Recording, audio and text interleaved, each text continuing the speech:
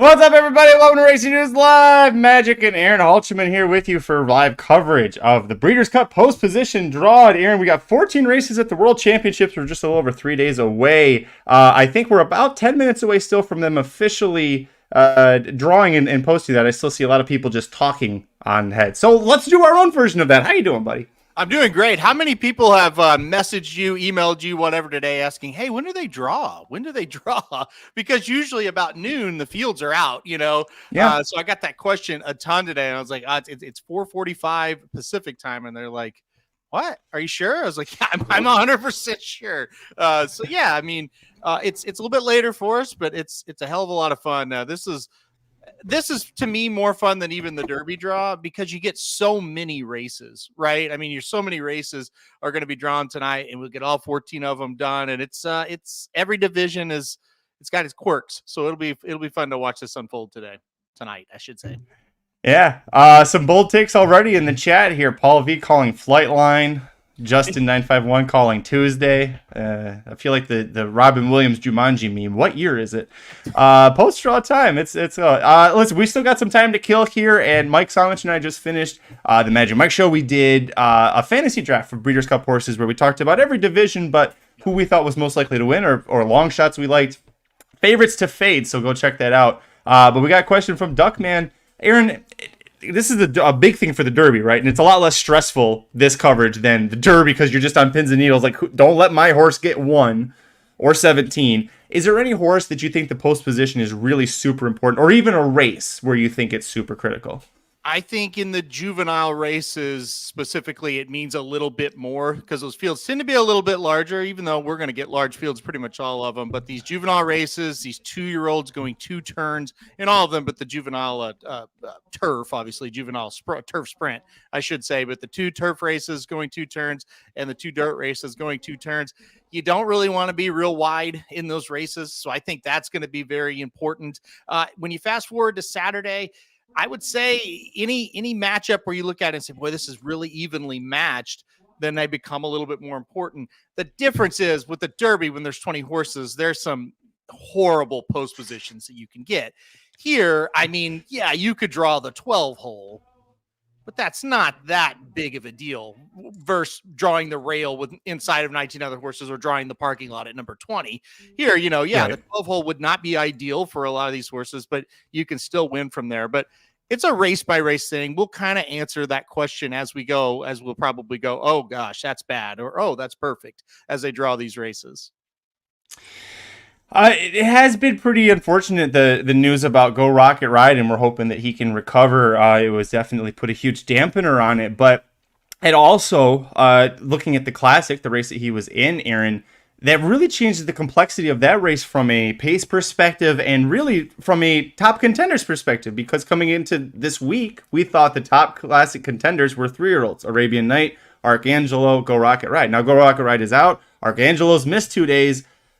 Arabian Nights suddenly is just the last one left. It's not good, obviously. Obviously, to start with the Go Rocket Ride thing, just horrible. You hate the timing of it, where they say, yeah, he has tender feet, he's not doing all that great. Then we put him in a workout, and then that happens. I mean, that's awful. I think the big news about the horses that still are going to enter today, Archangelo is becoming a very serious situation, in my opinion, and I think your opinion as well. Has kind of sore feet, tender feet, a hot foot, they said, after getting new shoes. That's 2 days in a row. He did not go to the track yesterday and today. I don't know, and especially after what happened to Go Rocket Ride, do they maybe say, well, I don't know about this, so we better keep an eye on this Archangelo situation. I totally get people wanting to back him in this race. Hopefully he shows up and he's 100% and you guys get a good run from him. As of right now, that is very troubling this close to the race. Other horses to talk about in the Classic, Serum Singing Miranda. By the way, everybody in the chat who's watched this, there's almost 400 of you, which is awesome. Thank you so much for joining us. Put your comments in the chat. We'll do our best as we're live here to go to them. As they're drawing, it'll be a little more difficult, but in between races, we'll have a few minutes, I believe, to kind of rehash things here. Serum brings up Derma Sotogake and Ushba Tesoro. They both won in Dubai this year. Ushba Tesoro would be the first horse to win the Classic and the Dubai Classic in the same year. They've never done the same year before. Derma Sotogake, he looked in the UAE Derby. Horrible break in the Kentucky Derby, Aaron. Still rallied well, but we haven't seen him. He hasn't been seen in a very long time. And Ushba Tesoro has had his own issues. Let's look at Derma Sotogake first. Sorry, my throat catches. Another 3-year-old horse from the Derby. What chances do you have him in this spot? I don't give Derma too much of a spot just because we haven't, or too much of a shot because we just haven't seen him. And how, we were talking about off the air. It's like, man, why Barrio? We just haven't seen him since August. We haven't seen Derma since May. So I don't know. That would be a really a surprise. I'll say this. He showed a lot of talent leading up to the Derby. He ran pretty well in the Derby considering what happened to him. Horrible break, just got sandwiched and lost everything, and then kind of made a run at the end and didn't embarrass himself at all. If you see a prep race or two from him, I mean, you would think a little bit better of him. But right now, it's really hard to get any kind of read on him whatsoever. The other one's a different story, though, right? Well, muted for the first time today. Good try, though. Do you want to know something off topic, which I know you love? Working for the Breeders' Cup every morning, I have a radio that's constantly on, and I have to mute it. I've not had one issue the entire week that I've been doing that, and I've thought about that. So apparently I just need to be at 5 a.m. doing all the Racing Dude stuff, because I have no issue with the mute button then. I'm sorry. Listen, we got 400 people watching. We try to be professional, and this is the kind of thing that I bring. What about Ushba? What do you think of him? Ushba Tesoro, I did a video a couple weeks on the channel talking about why I think he has a great chance. He's got very tactical speed. We saw him win the Dubai World Cup from way off the pace, but his last race coming into this, he's been very close, and he has very tactical speed. I think post position will determine, and the break will determine where this horse goes, but from a training perspective, until this morning, he's looked great. I mean, he is a physically imposing beast, and there's never been a 6-year-old that's won the Breeders' Cup Classic. He might be a horse that could buck the trend. And then this morning, he was gate schooling, and he spent 10 minutes throwing a giant hissy fit and, threw the rider at one point. It was a complete mess there. So watch throughout the week, Tuesday, Wednesday, Thursday. I fully expect the Japanese are going to bring Ushba Tesoro back to the schooling gate and try to get this under control. The American gates are slightly smaller. They're narrower than what they use internationally. And so a horse with a hulking size like Ushba Tesoro gets in there, probably feels really claustrophobic, Aaron. So just something to monitor. I'm not saying he's a pass because of that. Just watch to see how he does throughout the week. Well, I want everybody to know Magic totally redeemed himself because I sent him that softball question because I knew he had that information that not a lot of people have because he was there watching the work. And yeah, he relayed that to us on our YouTube channel. You can see Magic with the works, and then he just gives you that right there. So it is very interesting. I remember back when Quality Road ran in this race, and they were saying, hey, he's struggling at the gate. He's struggling at the gate. Guess what? He went out Santa Anita. He didn't even get to run because he struggled in the gate so much. So it is something to keep an eye on. But look, as far as, hey, the talent of the horse, does he have a chance? You forget about the gate stuff here for a minute. Just look at the horse for what he is at face value. Boy, he looks pretty good on paper. He looks pretty good on the track. So I think he is definitely a horse to keep an eye on here. To me, he's got a much better chance than Derma just because we've seen him. Also, he's won bigger races. I mean, this guy, Ushba, won the Dubai World Cup and did it impressively and came from behind on a track that usually you don't come from behind on. Hey, guess what? Santa Anita kind of has that kind of stigma as well. And like I said, had a prep race here, looked really good. He's not for me. I'm not going to play him on top. I may play him underneath, but he looks really solid. I mean, I'm not going to, talk anybody off of him on the show. That's for sure. I know talking to DRF's Mike Welsh this morning, that's his pick is Ushba Tesoro. And I know a lot of people like him, smart handicappers. He just, the way that he carries himself and the way he looks and how powerful he is when you see him move, it's hard not to just be amazed by how this horse looks. Do you have anything to say? I was going to move on. I was gonna ask one more question because you've been there at the morning workouts and you saw this work with your own eyes. Cody's Wish, a horse that I've been on the channel for 3 or 4 weeks saying, I'm not sure if he's quite like he used to be, even though he won last time out going back to sprinting, he still was kind of iffy to me. I didn't think it was great. You have been reporting and others have been reporting Cody's Wish has looked phenomenal on the track in the mornings, including workouts. So I'd like for you to speak on what you've seen out of Cody's Wish. Yeah, absolutely. I was lucky enough to watch him work from the roof. had the binoculars on him. And the reason I do that is because when I watch works, I like to see how is the horse moving? Does it look effortless? And is the jockey, the rider, are they pushing him? Are they statuesque? Those are the things I look for more than raw times if I can get to see a work video. And with Cody's Wish, the rider was motionless. He looked like he was effortless, but it didn't look like he was going that fast through the binoculars. And then I got the call a few minutes later, and they said he did 47-1. I almost pooped my pants. I couldn't believe he went 47-1 looking like that. The day before, we had seen the Chosen Brawn do 47-1 on the training track, which is deeper, tiring. You're not supposed to be able to go that fast on that track. And he did it, and he looked good. But he was working, like you could tell, he was working fluidly, but he was working. Cody's Wish looked like he was on a Sunday afternoon drive after church. Like he was just out there, having fun. You could have told me it was like 50 and change of maintenance work. I would have thought, yeah, sure. No, he was 47-1. And I found out from the exercise rider for Cody's Wish, there's only one guy that will ride Cody's Wish, and it's because Cody is so strong, you cannot restrain him to just gallop or jog. It's at least half of a breeze every time he goes out on the track. So keeping that in mind and then seeing the energy he has when he runs in that kick, this horse is a cannon, Aaron. This horse is an absolute cannon. See, this is why I love that you're up there, because you do get to see those kind of things. Very cool. I think it's just really awesome that he's a really, really good story, right? But it's like, oh gosh, he might be fading off and maybe the story might end. But it's nice to hear he's doing well. Whether you want to play him or not, that's another thing. I don't know if I'm going to play him yet or not, to be quite honest. That's one of the races I'm up in the air about. But it is nice to hear that, hey, he might come out and fire that big shot. And if he does, he's going to be tough. And I get it. Like, his style isn't perfect for Santa Anita. I also get how he may not be great at two turns.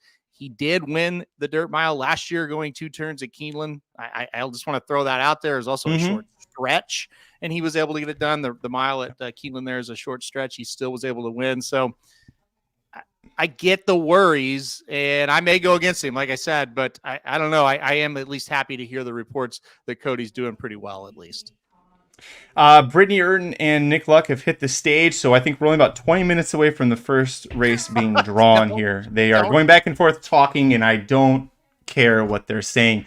Nothing against them. There's literally nothing they could be saying that's going to interest me here. One thing that I do want to talk to you about, a nice thing to possibly end on before we get into the first race being drawn here, and we will, by the way, I'll pull it up here. We've got a nice table. We'll be showing you all the horses, or the races as they get drawn. Let me pull this out of the way.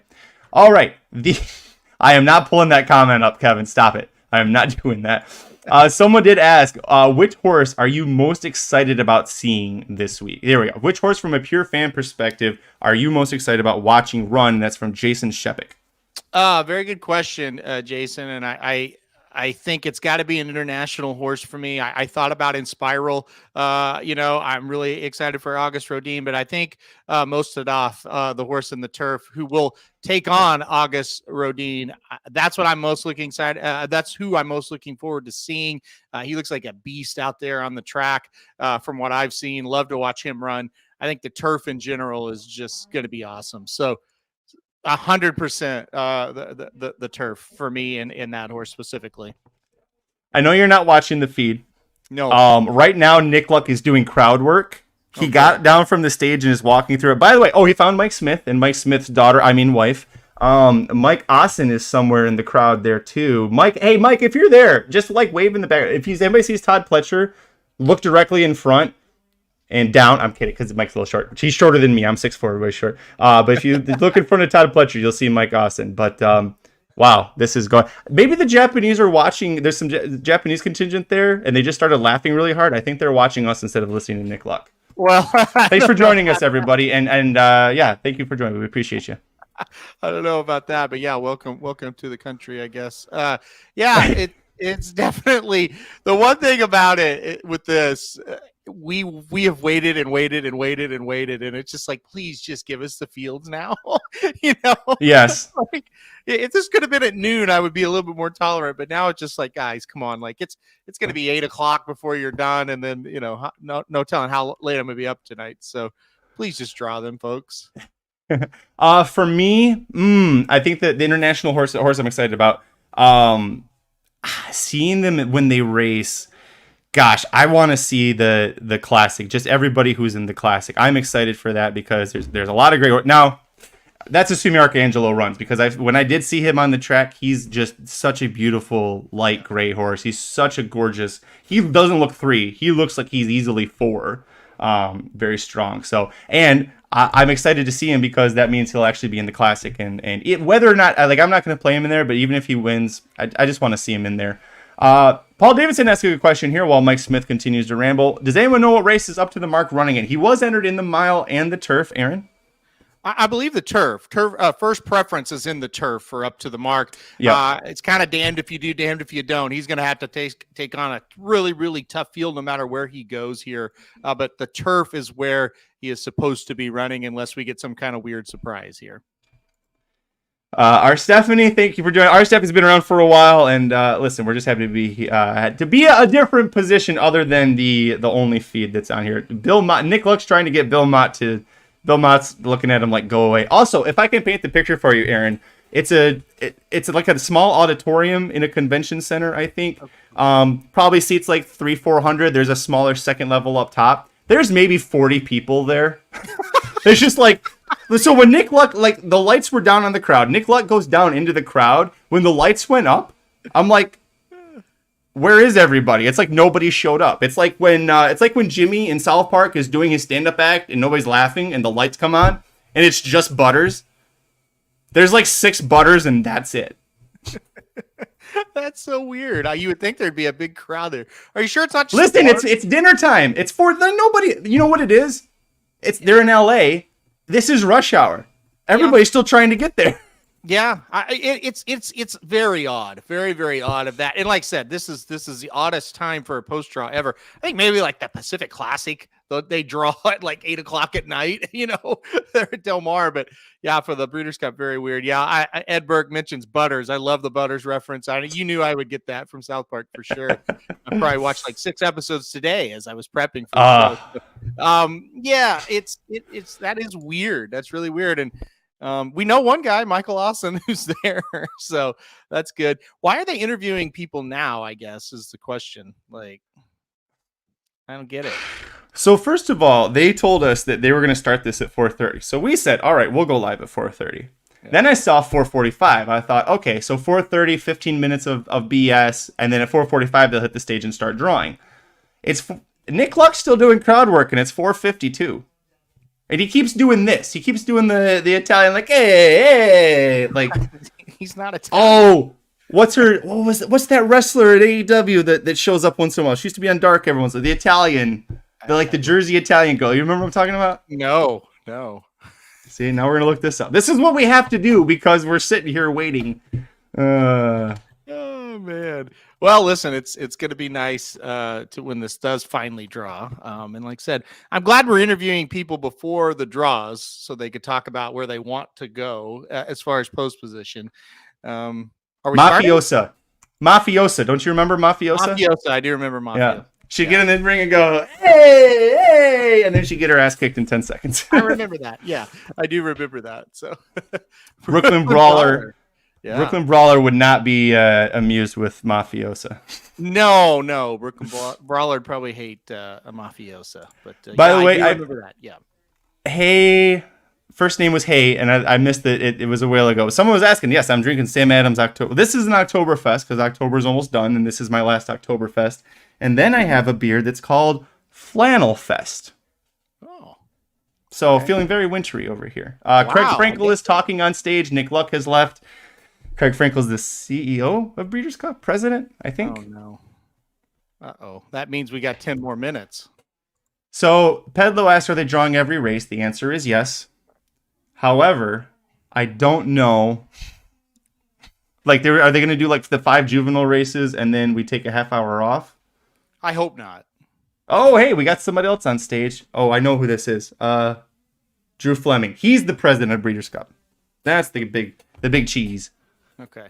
Yeah, and I do think, what is Flannel Fest, first of all? I was going to put that comment up, but what's Flannel Fest? Like, it is a Munich Dunkel. It's a really dark, like, kind of chewy beer.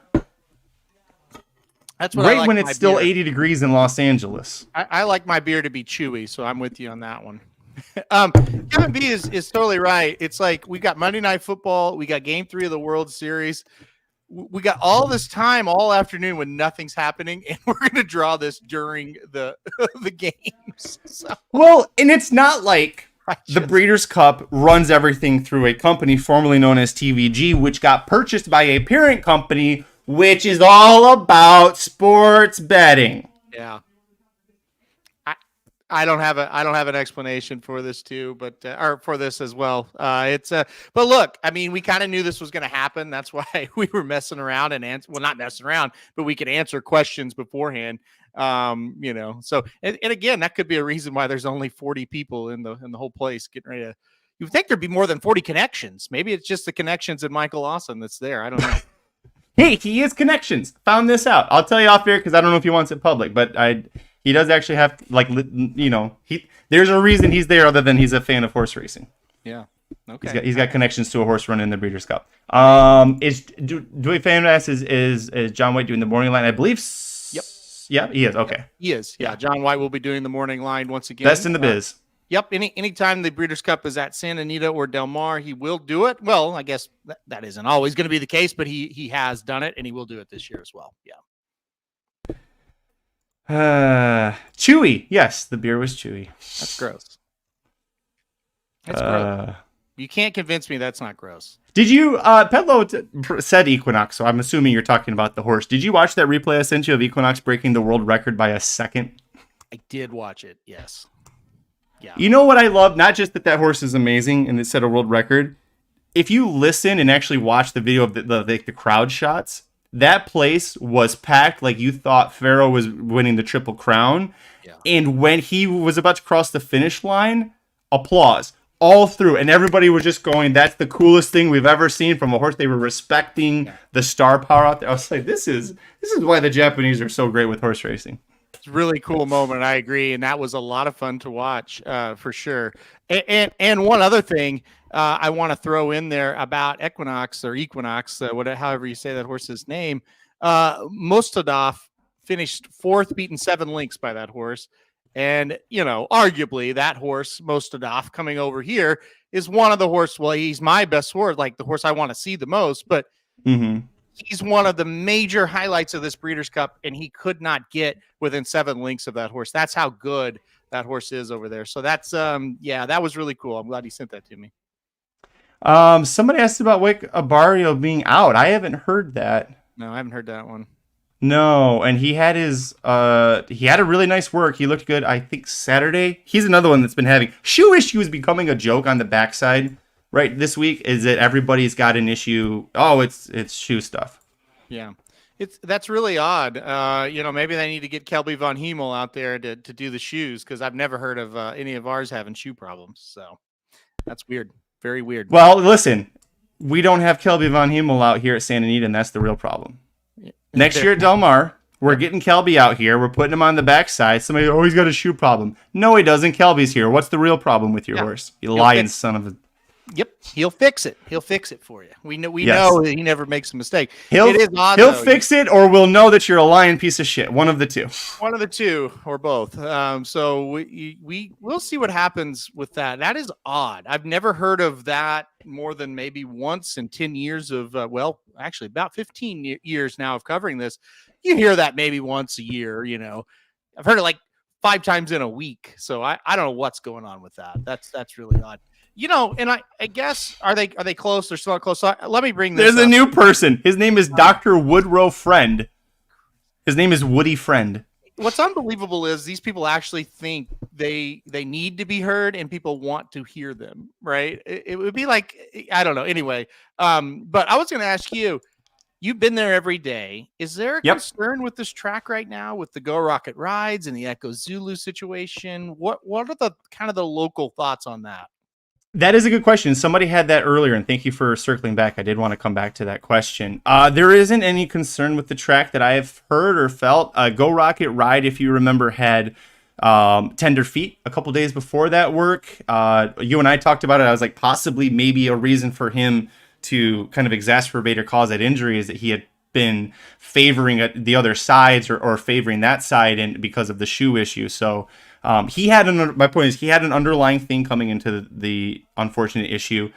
And then as far as Echo Zulu, I think that was just kind of like a freak thing. But one thing to keep in mind especially with Echo Zulu, fast horses, super fast horses early are more likely to have injuries than closers because of how much torque they're putting on those little spindly legs. And that's been evident this year, right? Looking up at Saratoga, not to bring that up, but they were fast horses in the front that had those issues. So, yeah, I mean, this is it's a little scary. It is definitely a little bit scary for me. So, all right, we just had everybody sit down at the table. Nick Luck's back. We're gonna draw the first field. Thank you everybody for 26 minutes, and we started late. Yeah, well, that's just it. People were complaining. Where are you at? It's like they're never going to start this. First one being drawn. We'll probably just go in order here, which means we end with the turf sprint and the sprint. Good Lord. We're going to start with the juvenile turf sprint on Friday. They're showing the clips of everybody winning. Do you have a favorite winner of the turf sprint, or juvenile turf sprint? It hasn't been around that long. Golden Pal for sure. Yeah. Golden Pal at Keeneland 2020. He just shot out of that gate and it was over. Really cool. Yeah, I agree. My least favorite is last year's Mischief Magic. Last to first and a European. Bucked both trends. Like, how am I supposed to bet that? Yeah, I know. Okay. Kevin says now they're going to serve appetizers. Hold on. I have it muted, so I'm just going to kind of go off of what I see on the screen. So if you're in the chat, if there's something I miss, put it in the chat. There is about a 10-15 second delay here, but I would love it if you can correct me on this stuff. All right, Committee of One is the first one. He's going to draw post 12. Who did? Committee of One. Okay, gotcha. Okay, sorry. Steve Asmussen, Christian Torres. I'm just going to put Assman. It's quicker. And they already had somebody else go by. Well, this is why I have it on YouTube. Big Evs. They jumped the gun. Big Evs is going to be 4. Okay. Cherry Blossom is post 8. They'll put this stuff back up later so I can stop changing it. 9 is Amidst Waves with Flavian Pratt aboard. Okay.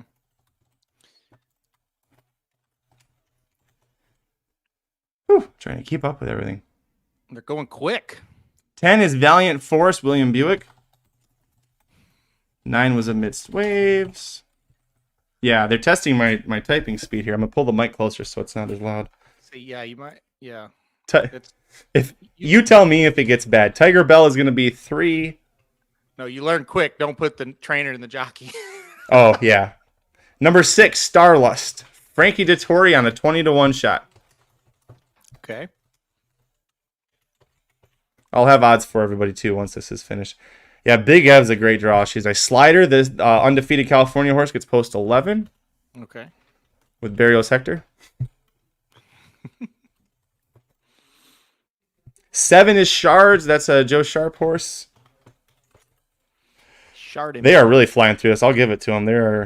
We got 3 posts left here before. 2 goes to No Name Mets, one of the 3 George Weaver horses in here. Is this your top pick right now for the juvenile turf sprint, you think?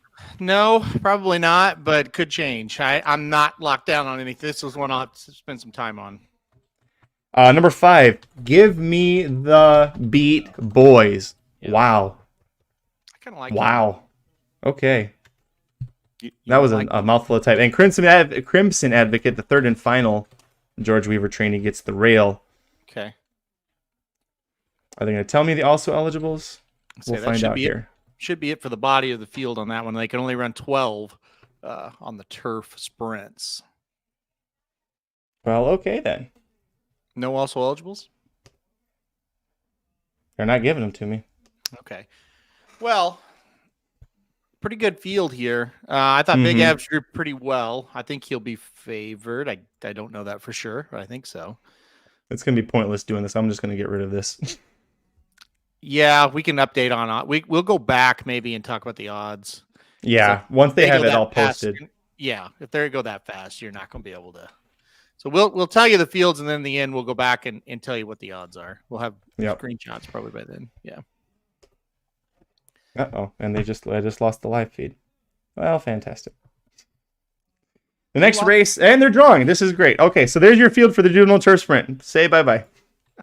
Juvenile fillies, 12, just FYI. Ooh, that one's rough. I did like her, Aaron, and that's not a good spot for her.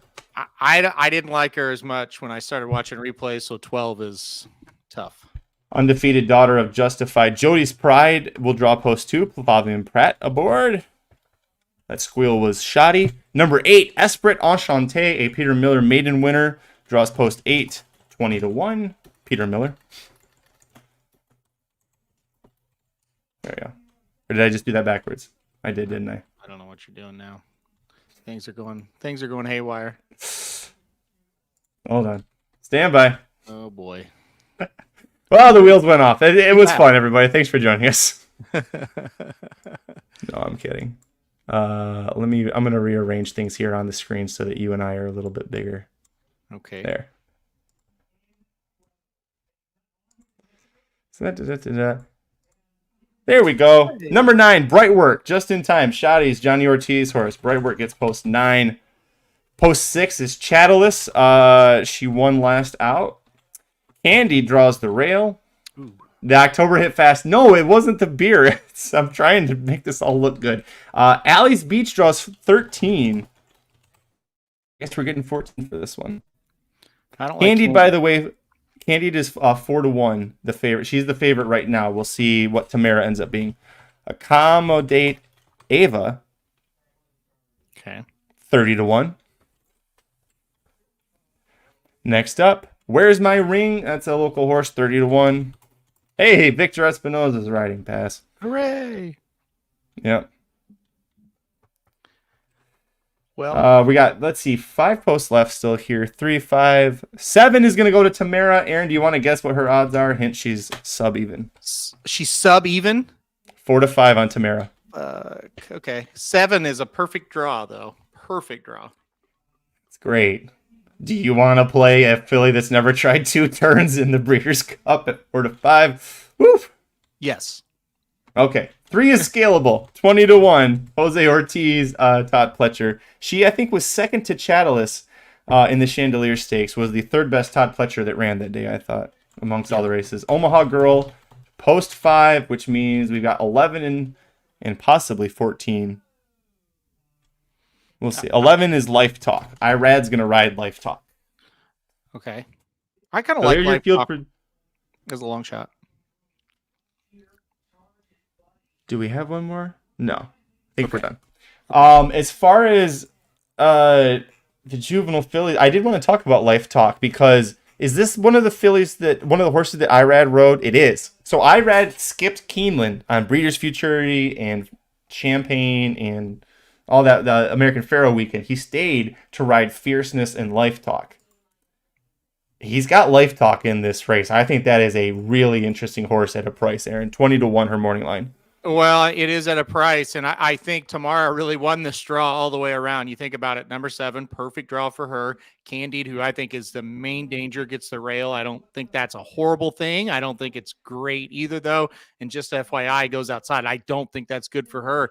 I think Tamara won the draw in this in a big, big way. But I'm with you. Live Talk, very good horse. Or not, a horse with a lot of potential, I want to say. So, yeah. Jake brings up a good point. Tamara never tried 2 turns, but this isn't a McLean's music out of a Munnings mare. That's a very good point. I'm with Jake. I really am not that. She's probably the least of my worries on Breeders' Cup Friday. It's Tamara. Juvenile fillies turf. Austere is the first. Tyler Gaffleone 12-1. She gets post 10. She feels pretty just outside at 4-1. Cherie DeVoe, trainee, won the Natalma Stakes at Woodbine. I think she won from the 11 hole, did she not? She did. You're right. So there you go. She loves that 11. Porta Fortuna, wow, with a Shane Murphy 5-1. By the way, I think an international horse will be favored here. Okay.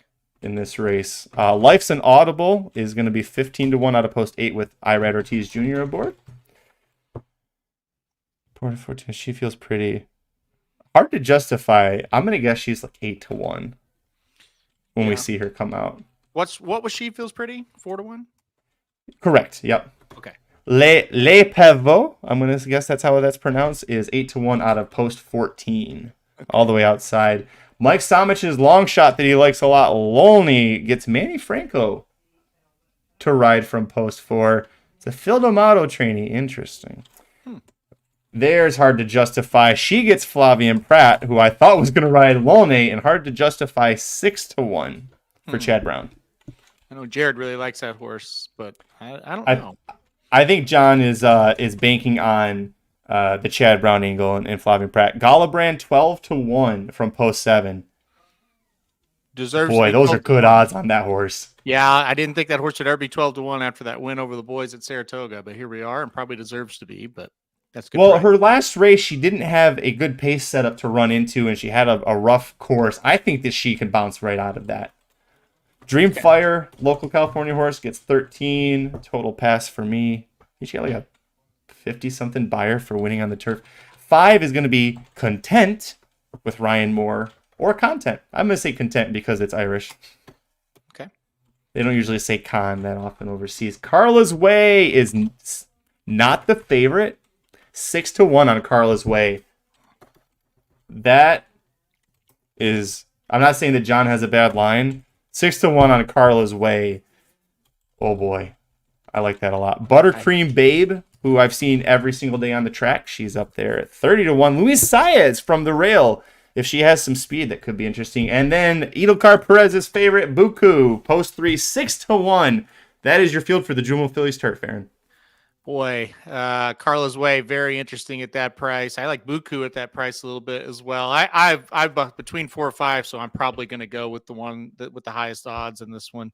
I really don't think Carla's Way is going to be 6-1 though. I think no, 3 or 4 in my opinion.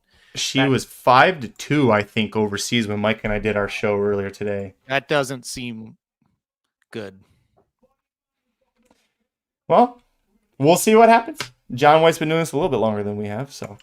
Yeah. He also, by the way, looks at, for people who don't know, for the Breeders' Cup, he looks at what the international odds are, what he can see at Vegas. He gets as much information as he can to see what the betting might be like for these races.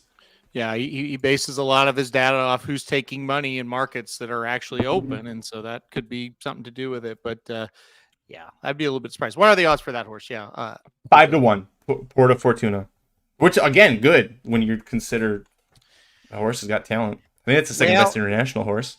I think one takeaway you could take from it is we're gonna get a price on whoever we want, and there's my juvenile pick right there. Okay, go ahead. Timberlake post 4. I'll give you the odds in just a second. They pulled away from it. The Wine Steward is back on the rail with Luis Saez at 8-1. Timberlake 4-1. Aaron, I don't like that. The same price as Prince of Monaco with Flavian Pratt aboard 4-1 post 2. Another horse trying 2 turns for the first time. Noted is in the juvenile, not the juvenile turf. Huh. And Irad Ortiz Jr. is going to ride. Huh. Okay. So is Fierceness not entered? Muth, also 4-1, post 10. Aaron is running to go put 4-1 locked odds on Muth right now. No, I don't understand these odds. Okay, go ahead. Keep going.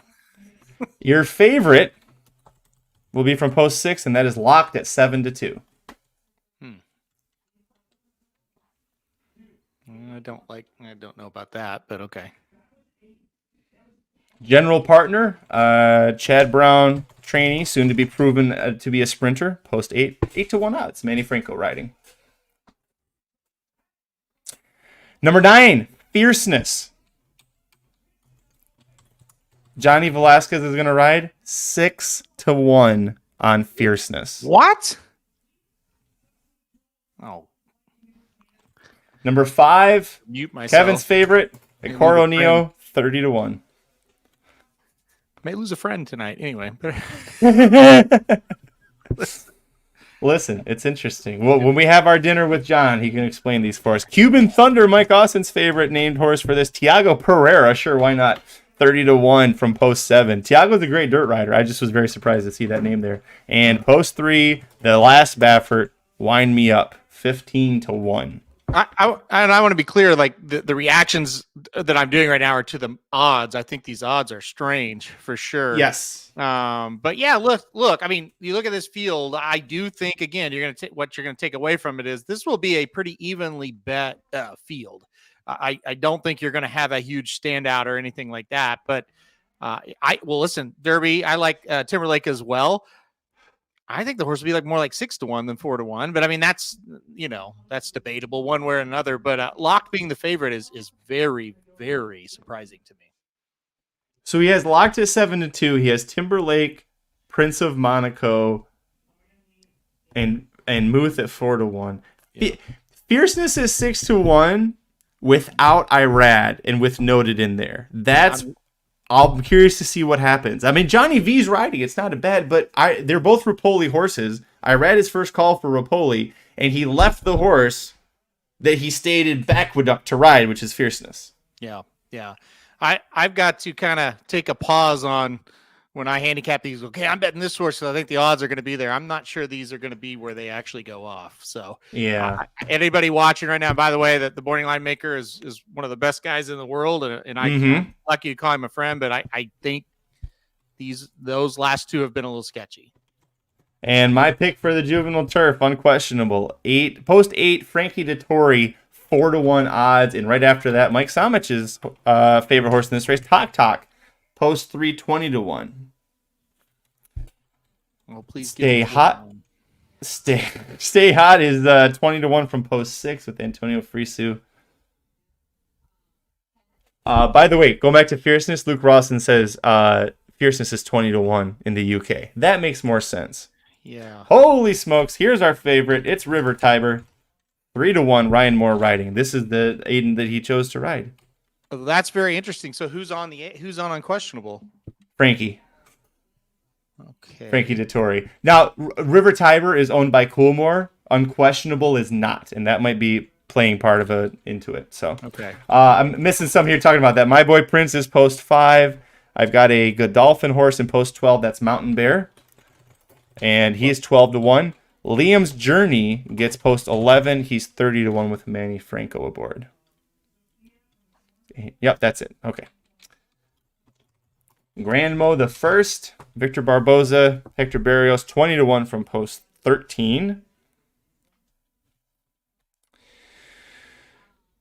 10, Fulmineo, Arnie Delacour, Tyler Gaffleone to ride 20-1 from post 10. If I remember right, he's a closer, so that shouldn't be an issue for him. Endlessly, 5-1 from post 9 for Endlessly. A lot of love there for Endlessly. Carson's run. He's going to take back and make one run from post 14 with 6-1 odds for Dylan Davis. Mike and I had talked about wondering whether Dylan Davis was going to keep that mount. He got the horse here, but that's not. He's not a big race rider yet. Can Group gets post 4. Flavian Pratt, 12-1. Air Recruit, 20-1 with Luis Saez aboard from the rail. And who's our last one? Who am I missing? Agate Road with Irad Rising. And to me, this is the reason why Noted is in the juvenile, is Agate Road. Yep, I think you're right. That's a really good field, really fun field to end the day on. Yeah. And those odds seem pretty close to me. I think that's pretty good. Tough post for Carson's run, but it is. He's lucky that he's a closer. I think the post hurts more Grand Mo the first because he's a front runner. He's toast. It's absolutely toast. Are you shocked that River Timber got Ryan Moore? Because I know we both kind of favored Unquestionable a little bit here. River Tiber, like I had mentioned, is owned by Coolmore, and so I think that's why Ryan Moore went there. Unquestionable is a French bred, which is not something that you see from Aidan O'Brien a lot. Okay. But is not owned by, it's partially owned by Coolmore, but the majority owner is not Coolmore. It's somebody else. So it makes sense to me that Frankie Dettori is riding.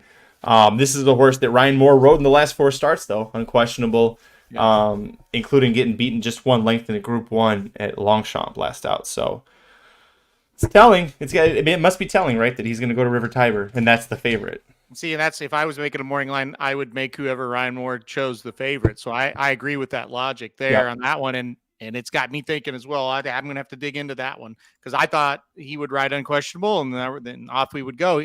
To me, in the replays, Unquestionable's been a little bit more impressive, but that's very, very interesting for sure.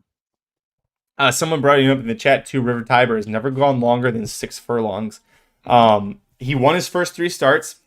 By the way, I'm doing this because now that we've done with the Friday races, we're going to take 20 minutes to do the next races. Oh, no. But River Tiber, so he wins at 5.5 furlongs on debut, wins at 5 furlongs next out, goes to Royal Ascot and wins the Group 2. I think it was at the Coventry, but won a big Group 2 race over there by a neck, but it was 6 furlongs. He stretches it, then 6 furlongs, gets third, beaten over 2 lengths by Van Dijk, and then the next race, third, 2.5 lengths by Van Dijk, but never beyond 6 furlongs.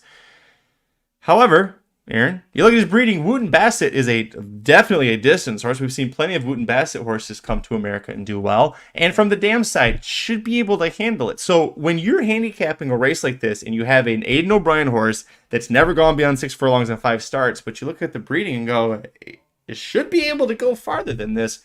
How do you handle that?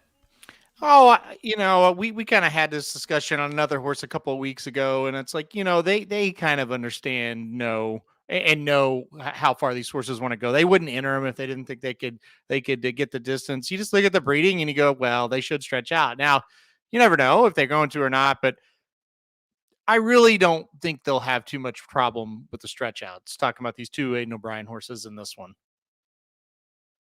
I want to go to back to Luke Rawson, who's become our de facto man in the UK over there. It says River Tiber has wanted the mile since Ascot, which was the last win, but Aidan has 5 better horses than him. I believe that. And he had nowhere to run him, so we threw him in the 6 furlong races. Yeah. I saw an interview with Aidan O'Brien on YouTube, and he basically said that without saying it. They talked about all these other ones that were really good, and it was kind of like, yeah, we're going to try these 2 over there. It's like, okay, great. Yeah. You gotta love that too. It's like, well, we've got these horses. I guess we'll send them to the Breeders' Cup while we rest our A squad for the classics at 3. Yeah. And by the way, there's somebody just mentioned in the chat, City of Troy, who seems to be the number 1 horse right now for Aidan O'Brien in the 2-year-old ranks. Horses by Justify, and Aidan O'Brien, a great interview on YouTube. I was on Racing Today or whatever their overseas network is. Yep. He was just talking all kinds of great things about it, and he was saying just how damn good City of Troy is and how damn good a sire of Justify is getting ready to be, because he's got a female opera house, I believe the name is, of course, also by Justify. So yeah, City of Troy, when he won at Newmarket that Group 1, it was like a few minutes later, and I was like texting you guys. I was like, this guy's got to come to the juvenile. And then a few minutes later, Aiden's like, and we're stopping him until next year. And I was like,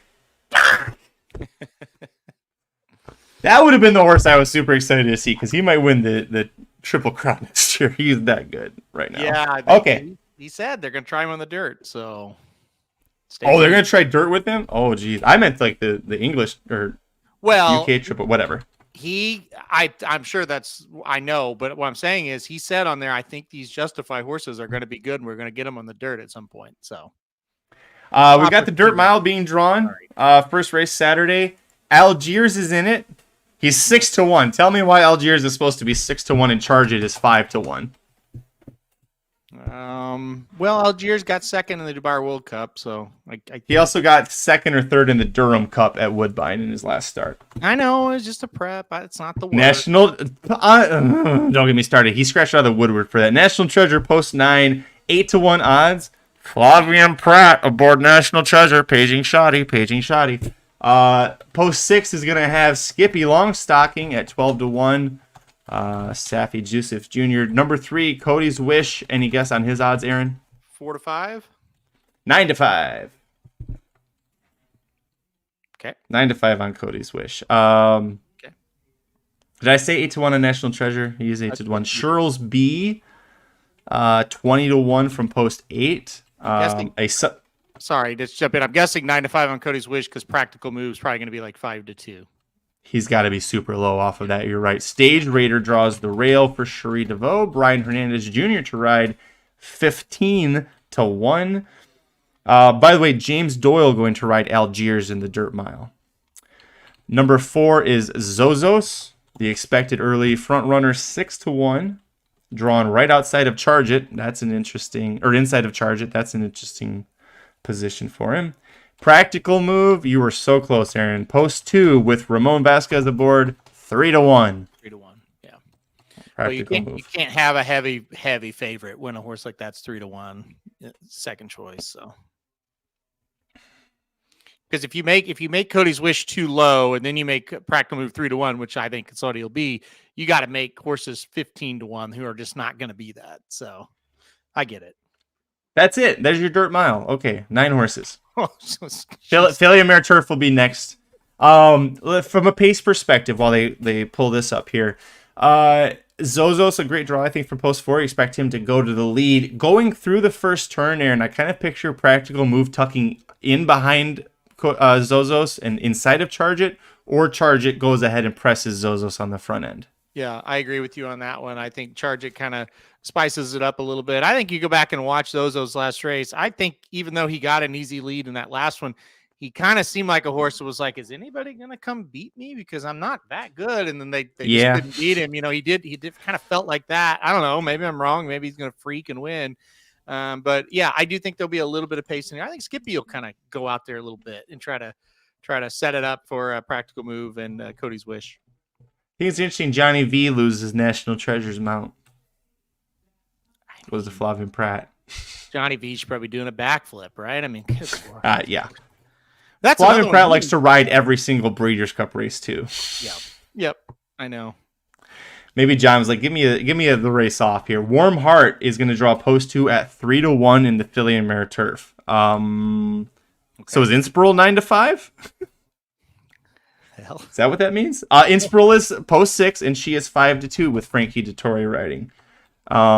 In between there, Lindy drew post 7 and she is 12-1. I like her as an American, Aaron. I think the American Oaks on Malibu Day is where she should go because she's going to get her ass kicked here. Fev Rover gets post 8 for Mark Cassie. I love Lindy. I just think that she's outclassed right now as a in this spot. With the Moonlight, a Charlie Appleby horse that we have seen plenty of times before, she's 20-1. She's really kind of fallen off as a 4. Didn't take that step forward that you would have liked to see. No. And look, a lot of horses are going to feel outclassed in this race. This is a killer of a race. This is true. Didia is going to draw post 9, 8-1 odds. She's done nothing wrong, just another horse that, if there weren't international horses, maybe. Yeah, I have no argument with it. It's just, this is such a tough race. State Occasion, an international horse, is going to draw post 12, 20-1 for State Occasion. Moira with Flavien Prat aboard is 12-1. She'll break from post number 4. She's making her second straight trip to the Breeders' Cup. She was really great as a 3-year-old. As a 4-year-old, another one, Aaron, I think just really didn't take that extra step forward. Yeah, I'd be really, really shocked if she made an impact here. Lumiere Rock draws post 11. The Irish bred with Dylan McMonagle. McMonagle is a jockey. I saw that name for Friday too. Post 11. Interesting horse, I thought. Lumiere Rock. I like that horse. Yep. Oh boy. In Italian, drew the rail. Ooh. In Italians, 4-1 with Joel Rosario up on the rail. The 4-1 I don't like. Everything else I do. Yeah, that's interesting. Just going to go right to the front. Gets the rail and see how far she can take him. When Marilyn, who is actually the picture, it was for the Magic Mike show, the picture in the background there, she drew post 5. That's a Japanese runner. Gets Christophe Lemaire back aboard. She's 20-1. McCulloch, who I'm guessing is making her final career start, is 15-1 from post 10 with Irad aboard. I think that's your field for the Philly Mare Turf. They have a couple also eligibles, but that's who we have. Okay, what a field! What a field that is. That's worth the price of admission. On Saturday. And guess what? We got better ones coming up, but this is a really good for the 4th race of the day. This is pretty darn good. Yeah, man. Yeah, 4th race of the day. We get to see Inspiral in Italian with the Moonlight, Warm Heart, Lumiere. Yeah.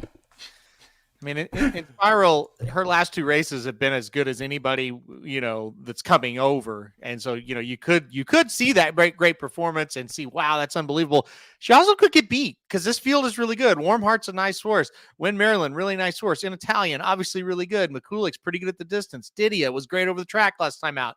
That Luminaire Rock, solid, so I can't wait for this one. It's going to be so much fun to watch this race. And I think he hit the line right on the head with this one. Oh boy. See, Car Ramrod, you've been around for a while. In Italian drove the rail, and Car Ramrod says, makes it easier for Joel not to mess it up. Stop challenging him. Stop asking him to try. Well, one thing I'll say in his defense, the race last time at Keeneland, he did everything perfect, and she still did. So. I thought he rode her perfectly. Yeah, Kirsten. We're doing the Philly Mare Sprint, and Kirsten Bosch, an interesting underneath horse, 10-1. She likes Santa Anita, and she likes to close. She got post 5 at 10-1. Ugiri is post 9 at 8-1. Moist Ham says you hear barking. Yeah, my dogs are going crazy in the background. Sorry, my wife just left. That's why they're suddenly barking. Number 6. Going crazy too. Hey, yeah. Oh, Darby. Make Yell, the Japanese runner, 15-1. She's eating the fake grass. She's eating the fake grass. This is everything's falling apart here in the Philly Mare Sprint. Society is 5-2 from post 7. What do you make of that? With Ugiri just to her outside. Society at 5-2 just is not something I'm interested in because she just hasn't ran good at these bigger tracks. I think, though, you look at this race on paper, you're like, oh, yeah, Gates Wire right there. And she may very well do it, but that's a little too low for me. Sorry, what's Good Night Olive? Good Night Olive 6-5 on the rail as she defends her title. Depending on how the pace sets up, she could do it. A horse that I really like in here for Matarea. I thought Godolphin could win this with either Matarea or Carmel Swirl. They only entered Matarea. She's 6-1 with Flavian Pratt. Just outside of the Bob Baffert trained Ida. 10-1 on Ida. To me, she's the sprint version of a Dare Manor. I agree. Yeah. Feels clearly unhinged. 12-1 from post 2, and we have one horse left. Who are we waiting on? 3 Witches. 30-1 on 3 Witches. A Florida 7 furlong specialist. Luis Saez is riding 3 Witches. That's interesting there. Okay. All right. My opinion, which, by the way, you can get our full opinions every race in the Breeders' Cup betting Bible at racingdudes.com. But my opinion is unchanged from this race, or from this post draw here. I still like my horses here. Who do you like in this race? Oh, Matarea. Yeah. No, same. Yeah. Even if you like Goodnight Olive, I don't think that's the worst possible place. It's not ideal, though. Mm-hmm. Yeah. 6-5 is an idea. I was going to this trying to beat Goodnight Olive. But she got beat by Echo Zulu, who you would think would just crush this field. Mm-hmm. Jason brings up a great point. Yeah, 3 Witches at 30-1 with Saez aboard. I mean, you got to at least try to think maybe she can hit underneath it. She likes that 7 furlong distance, and she's not a speed horse. Yeah, I have her rode down as a possible. So, yeah, I get it. I don't hate it. Yeah. I can't see because the screen's really small, but is Darby just going crazy? She jumped off. She ran away. I got like a fake plant and she was eating it. So she'll throw it up later, I'm sure. All right. The hardest race of the entire weekend, Breeders' Cup Mile. Yeah. I feel like we say that every year. Maj is the first one. She drew post 6. She's 4-1. I just can't. Master of Foxhounds, 30-1, but he did draw in post 7. 4 Win Carnelian. 30-1 for Win Carnelian. Good draw for Maj, by the way. Mm-hmm. Yeah, great draw. Lucky Score. They're drawing right in the middle here. Lucky Score drew post 5. Irad gonna ride for, I think that's Mark Cassie, right? Lucky Score. Kalina, post 11, 6-1. Interesting Invader, Irish Invader Kalina. one of the several horses I wasn't sure might make my top 4. I think I have more horses in this field that could make my top 4 than won't make the top 4. One that won't, du jour, 15-1, Bob Baffert, Flavian Pratt. Yeah, no, I don't want any part of that. I don't like him when he faces California horses. Same, yeah. 12 Exalted. Isn't he perfect going a mile at Santa Anita? He's 20-1. Peter Urton, Juan Hernandez. Could be worse horses to play underneath at a big price. Yeah, I agree with that. But boy, he's in a tough one. Songline's still waiting for her post.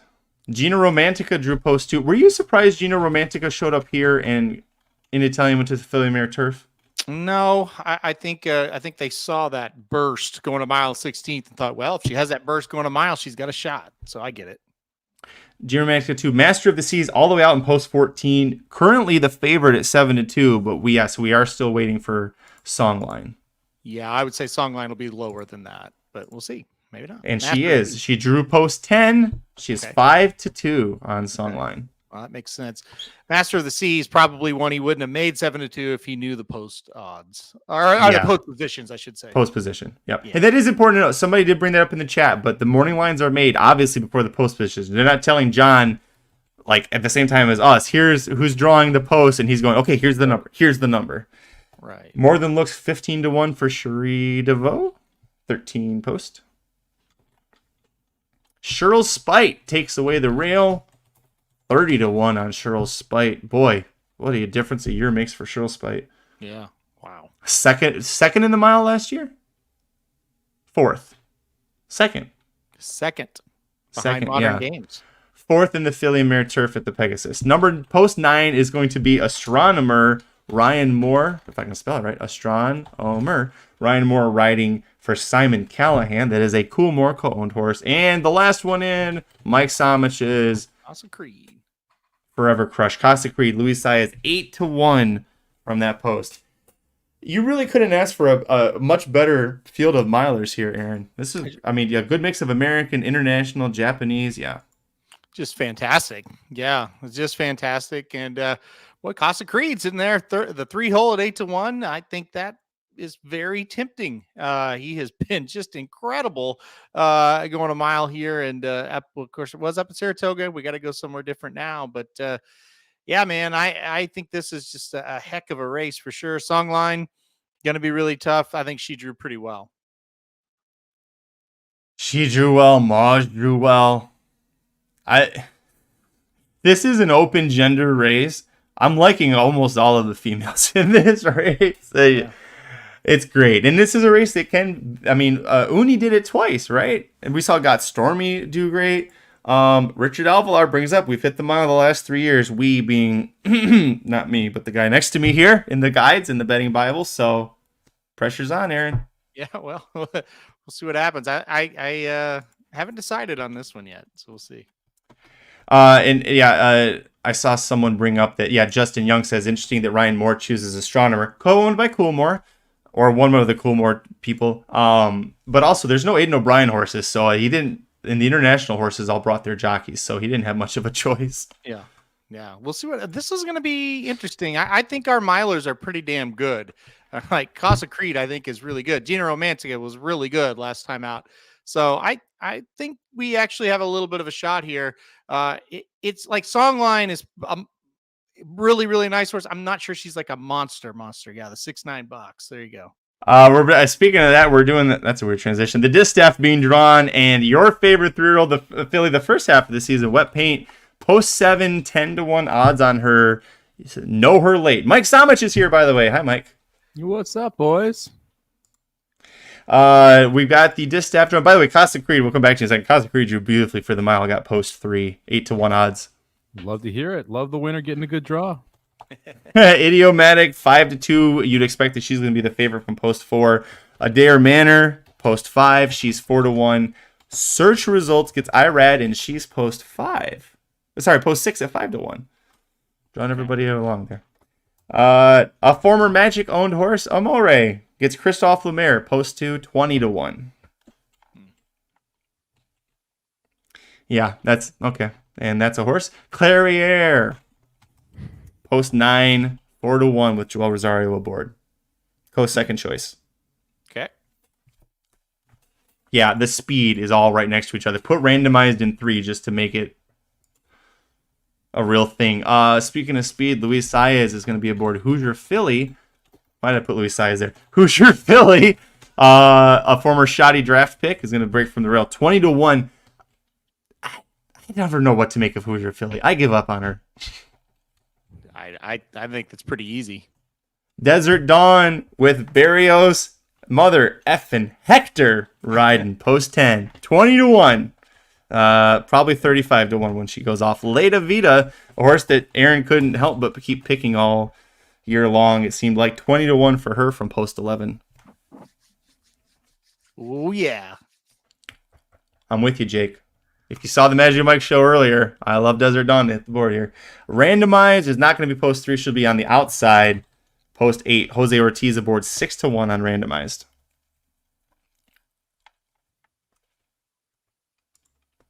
Pretty Mischievous, 8-1. Your Kentucky Oaks winner. I mean, his of the 3-year-old fillies that we still have in training, definitely has been the best one this year. That's it. There's All your right. 11 horses for the distaff. Mike, any thoughts on what you see here? Speed draw is interesting. We talked about this in the Magic Mike show. Idiomatic wanted the inside, got the inside. So that's a good draw for Idiomatic. Adair Manor, obviously the most likely presser there.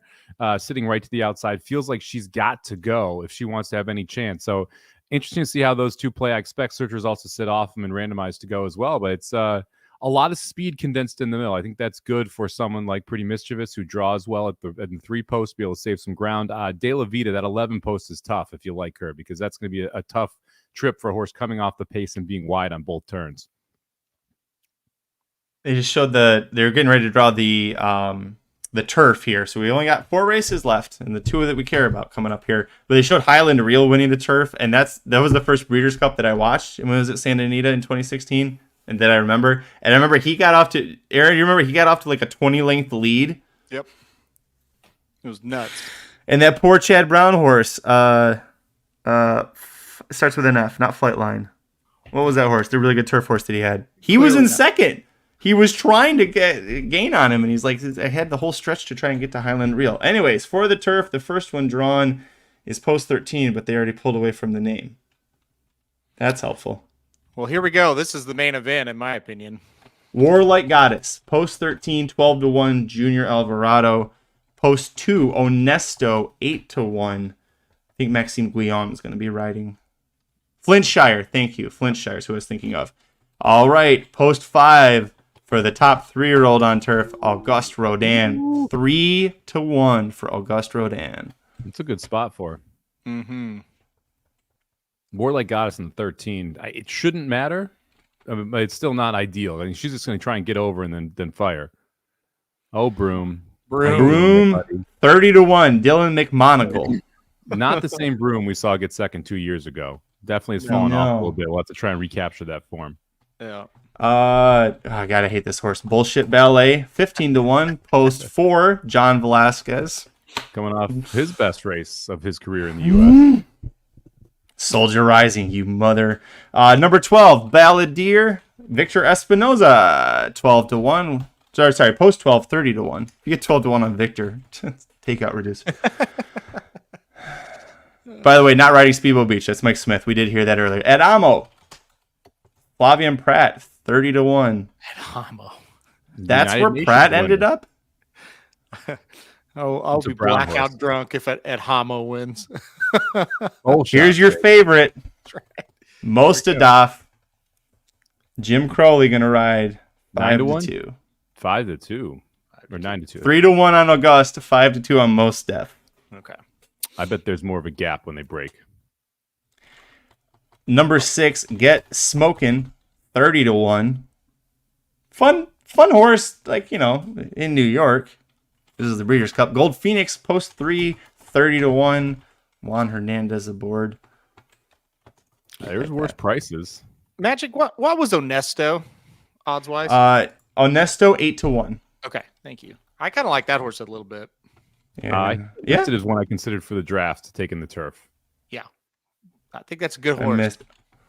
King of Steel, another great 3-year-old turf horse. Post 11, 4-1 on King of Steel. So 5-2 most to Duff. I didn't know 3-1. Yeah, they waited a few days after his win to make it official. Wow. Shah Riar, Japanese horse, 15-1 from the Christian DeMuro, and second to last, Up to the Mark, 5-1, post 8. Surprised King of Steel is a shorter price than Up to the Mark. What a That's got to be that international love for him.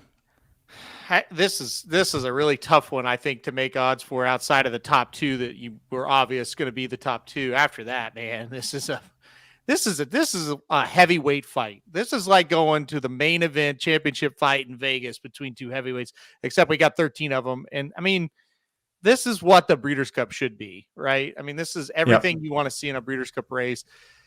You're going to bet this race, obviously, because they're so good to bet, but you're going to watch this race and just be like, wow, I can't believe all these horses are here. This is a hell of a race. Could we be turning to each other and being like, I can't believe remember that time we got most to death at 5-2? I hope so. I'm with you guys. I think that horse is going to win. I think he's just a monster.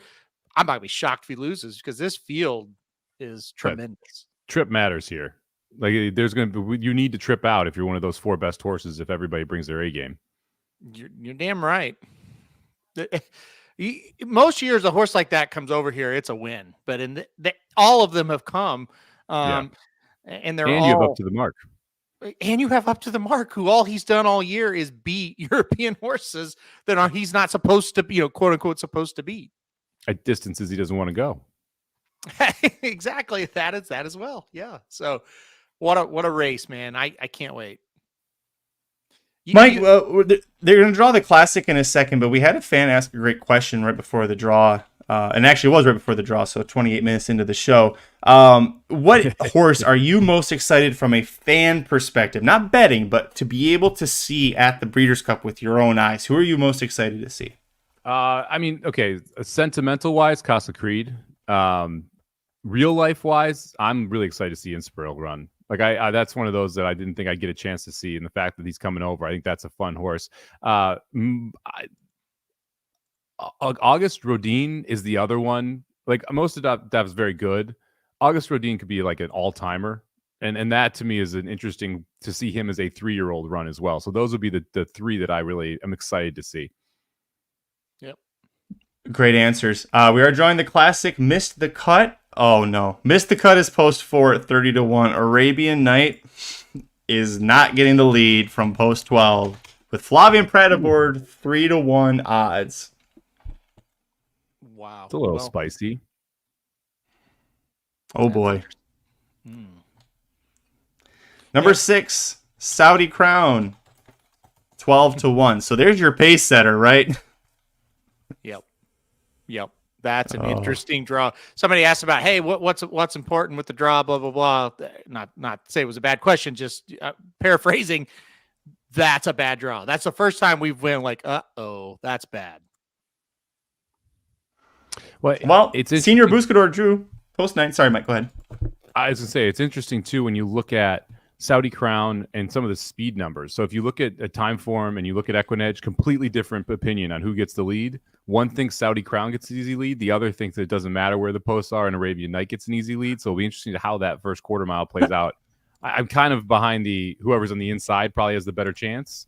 We'll see what happens, though. I like this from Kevin. Baffert scratches, right? You can't win from the 12 post. Arcangelo 7-2 from the rail. White Abario 4-1 from post 3.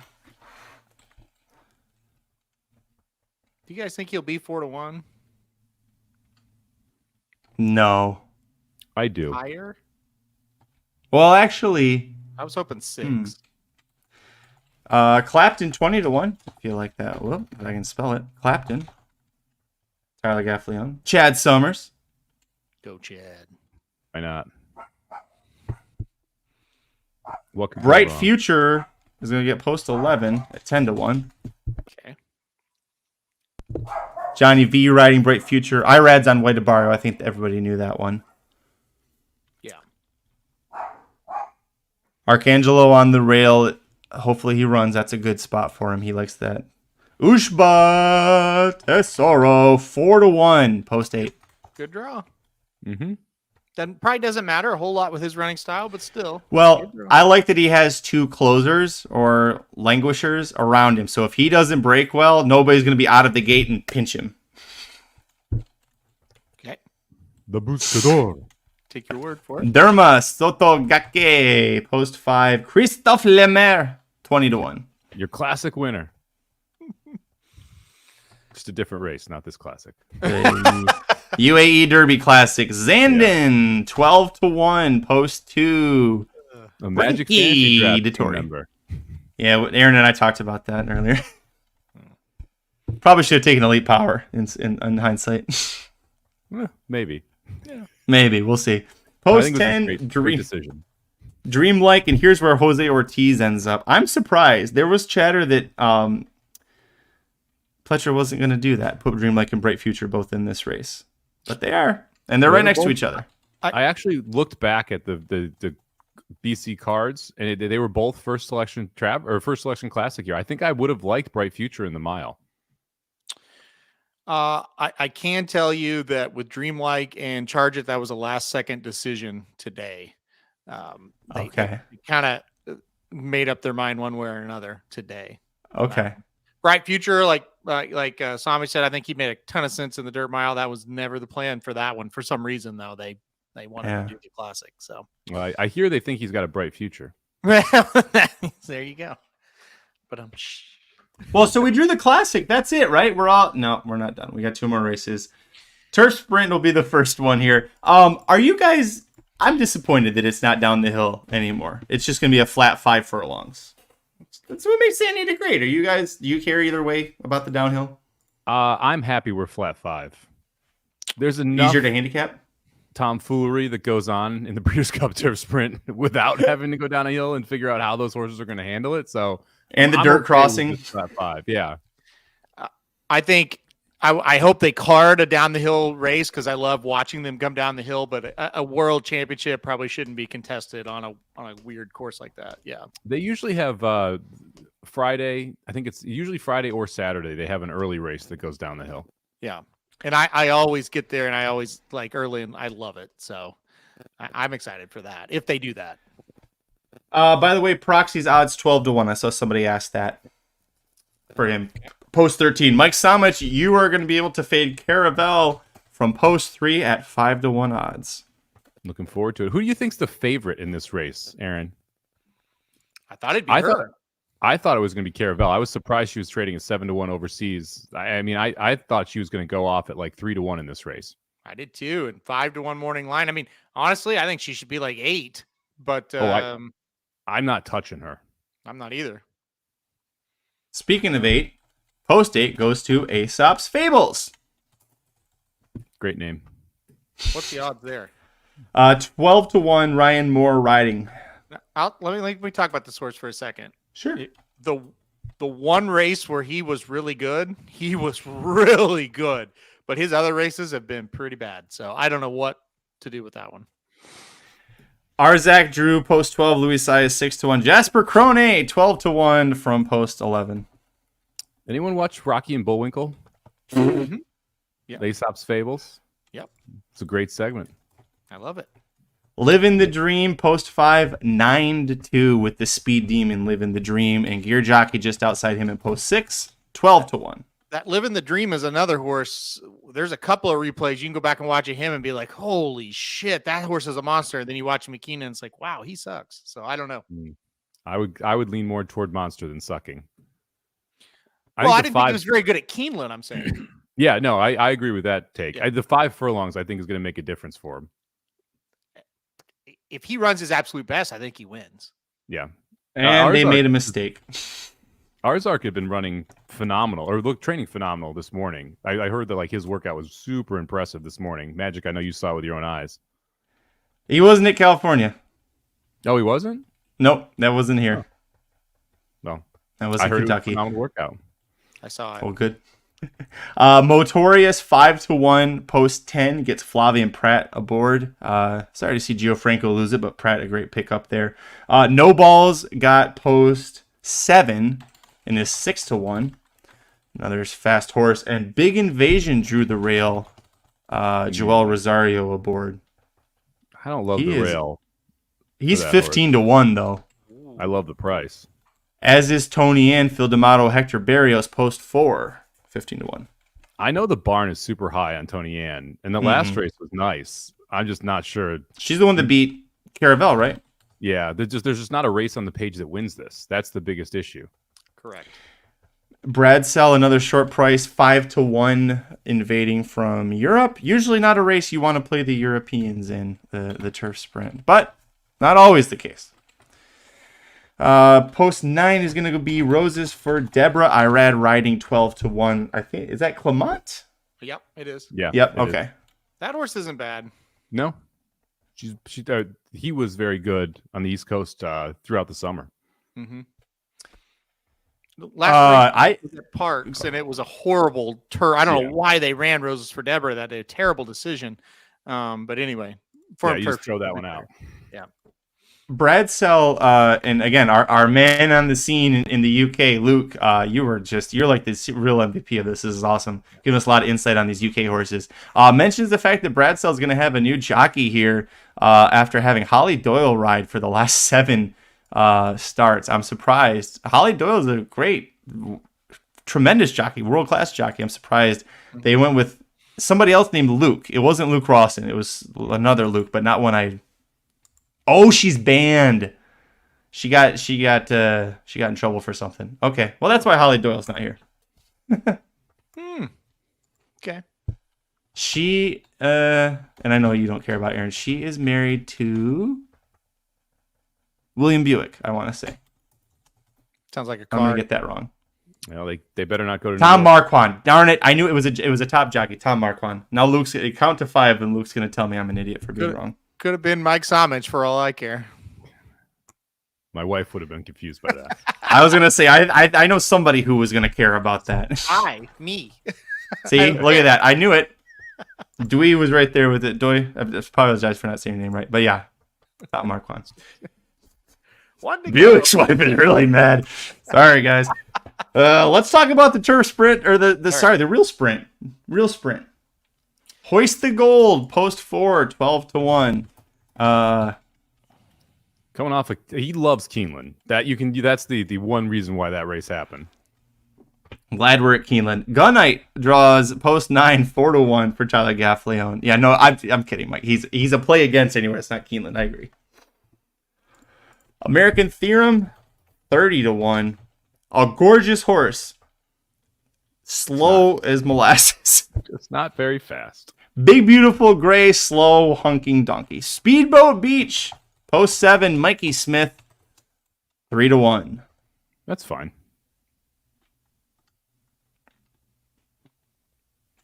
Kevin B's right. It wouldn't be a sprint stakes race without Hoist the Gold in it. I still am a little concerned with the jockey on Speedboat Beach. The Chosen Brawn, post 6 at 5-1. I mean, it's a don't fall off ride. Shit. Victor Espinoza says it's not. I mean, Jesus, what a horrible. I can't remember. I was at OU game watching that race. Yeah. I texted somebody and I said, that's one of the worst rides I've ever seen a jockey give ever. And one person was like, you didn't get him stopped or anything. I said, it's one of the worst rides in the history of this sport. Last time out on Speedboat Beach. So. Because he didn't let him use the one thing he's good at, which is running fast out of the gate. Should have won the race. One skill. Go. He could have won that race by 6, and he lost. Yeah. Some more here. I'll go through. Nakatomi is 15-1 from the rail. Dr. Shivel, post 2, 5-1. 3 Technique just came in. I think was 30-1, 20-1 in post 5. So Chosen Brawn was 5-1. 3-1 on Speedboat. Gun Knight. In Elite Power, your favorite, 9-5 for the old boy trying to defend his title. I think that's going to be your field for the sprint. I don't know about you guys. I'm confused on what I'm going to end up doing on this. I kind of want to beat Elite Power, but you look at this field, it's like probably should win. Well, Speedboat Beach is Lone Speed. We have not actually had Lone Speed in the sprint ever. I mean, since I can remember. Like, if you look through the all of the speed ratings, he's clearly the fastest horse, and there's only 3 horses over 100 time for him. The 2 others are Gunite and Dr. Scheibel, neither of which want the lead. I mean, if he wants it, Speedboat Beach can go get it and say, catch me. And that's like, when you think about the past years of the sprint, it's been 4 or 5 horses that wanted the lead, and that's always set it up for someone off the pace. We don't have that this year. Well, I think a lot of the reason why we don't have it is this has been a light ass year for sprinters. I mean, Elite Power and Gunite have just been better than everybody else because Speedboat Beach hadn't been around. And 2, the sprint has 9 horses. Like, this is usually a 12-horse field. Like, and that just shows you it's been a weak year for this division. So I agree. It's a different setup than what we usually get for this. Would Echo Zulu Healthy have won this race? Yeah, I think so. Just throwing it out there. Yeah. Yes, because Speedboat Mike Smith would have seen her break and said, okay, you take the lead. I'm going to hang back here. And then she just wires. Well, see, and again, I'm not trying to. I think it's a step up to get Mike Smith from who they had last time, but still, it's like, is that like a Baffert go-to? Like, wouldn't you guys be better like a more recent Baffert go-to rider? And it's like, there's 9 horses in the race. I don't know. I still think it's a little bit questionable, and it's not really a knock on Mike Smith. It's just like you just don't see him a lot for Baffert anymore. Only what Bafferts he rides are speed horses, though. When you think about like authentic, I mean, it's every time it's a Baffert horse, it's a speed horse that he wants to send and then try and slow it down. That's the guy he goes with in those horses. Yeah. Same with Spirit Velasquez. Medina. Yeah, Medina Spirit with Johnny V. Yeah. Johnny V and Mike Smith are very similar in that sense, in that they'll go to the front, slow it down on the backside, and they know when to step on the pedal. Yeah. I don't know. Okay, so to give you an update on what's happening now that we've officially done the draws, we're back to doing crowd work. Nick Luck has some sort of a sketch or drawing, a cool drawing, like a marker drawing. Maybe they're auctioning it off to try and raise money. This is terrible television. This is just...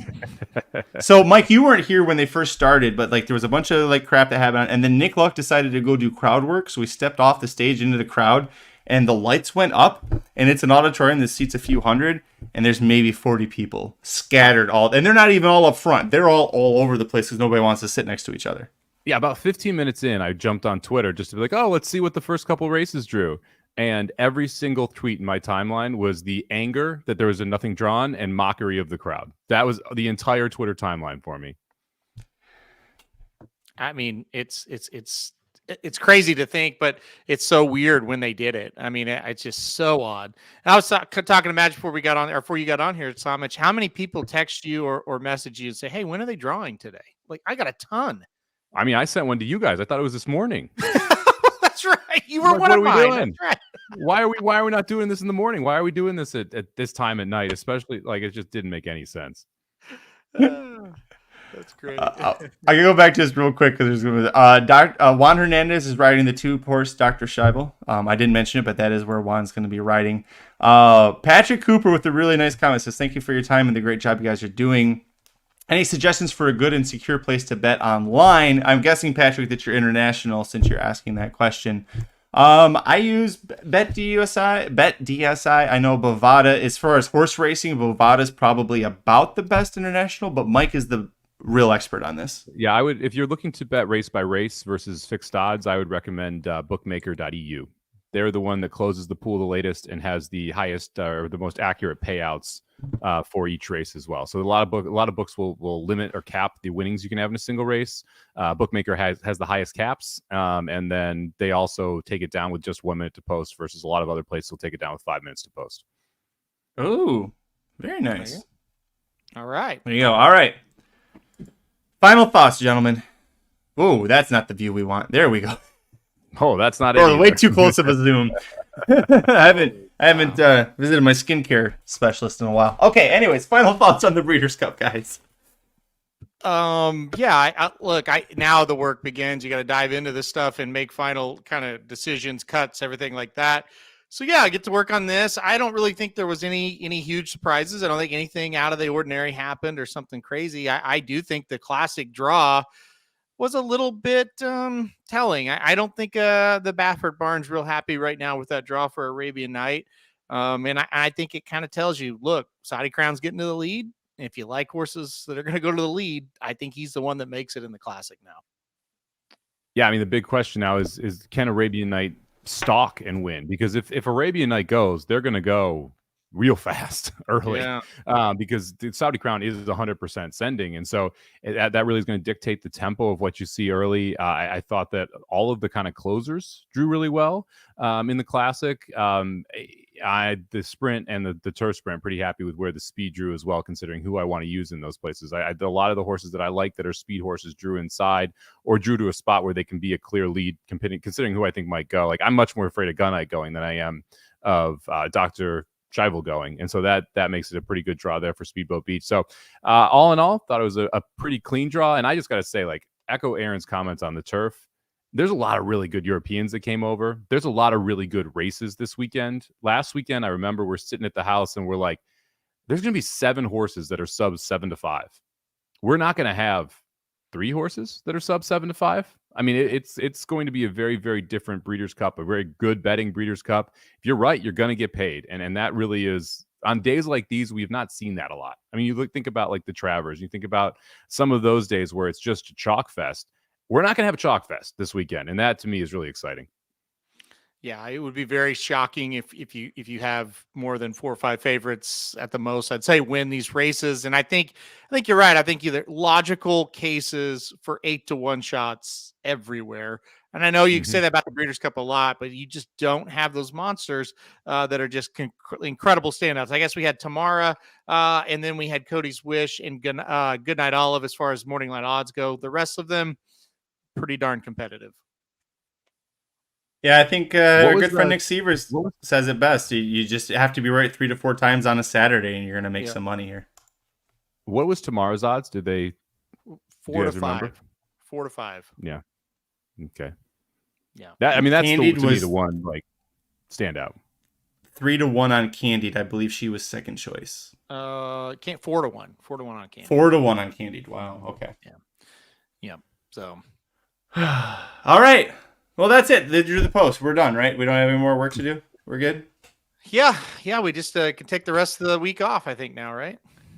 Richard says, I got my Rozzy Hatton Zenyatta shirt out of the basement for Breeders' Cup. We will all see you there. We're going to be in town for the Breeders' Cup. We're all excited. Right now, we're all in very different locations. Some of us in different time zones, but we're all going to be there. Shotty's going to be there.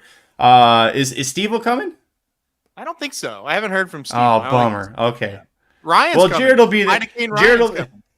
Jared will be there. Ryan Stillman is making a public appearance. If you're a fan of horse racing, you should be excited that Ryan Stillman's going to be in public. That is what I'm most excited to see. One of the best people in the world. We're going to be there at San Diego all weekend long. I am there all week long. So if you're there, hit us up. We're on Twitter at racing_dudes. Go to racingdudes.com. Free picks for every race, every track, every day across the country from Aaron Halterman. Also the premium picks, the rocket picks, and Mike's Somobombs. You can go check those out over there. And of course, the Breeders' Cup Betting Bible. Pre-sale right now. If you become a monthly subscriber for as little as $70, you get the Betting Bible. You get the 14 trends to know for the Breeders' Cup. And you get Aaron's, if that's the subscription you pick, you get Aaron's picks for every race, every track, every day across the country. So go check that out. And of course, subscribe to youtube.com/racingdudes. Wall-to-wall Breeders' Cup coverage. We're keeping it live and keeping it fun right here. Everybody in the chat, you've all been great. A special shout out one more time, Luke Rawson. You really were saving us on this stuff. Luke, send us an email, contact@racingdudes.com. Love to hear more from you about your international horses takes on this. So, for Mike Somich, Aaron Halterman, Jared Welsh, Dr. Miranda, Vinny Blond, Papa Dude, and I apologize if I left somebody else. I am, of course, Magic. Thank you for joining us. We will be back every day this week for more activity. It's Breeders' Cup time, guys. Let's get to work. Let's go.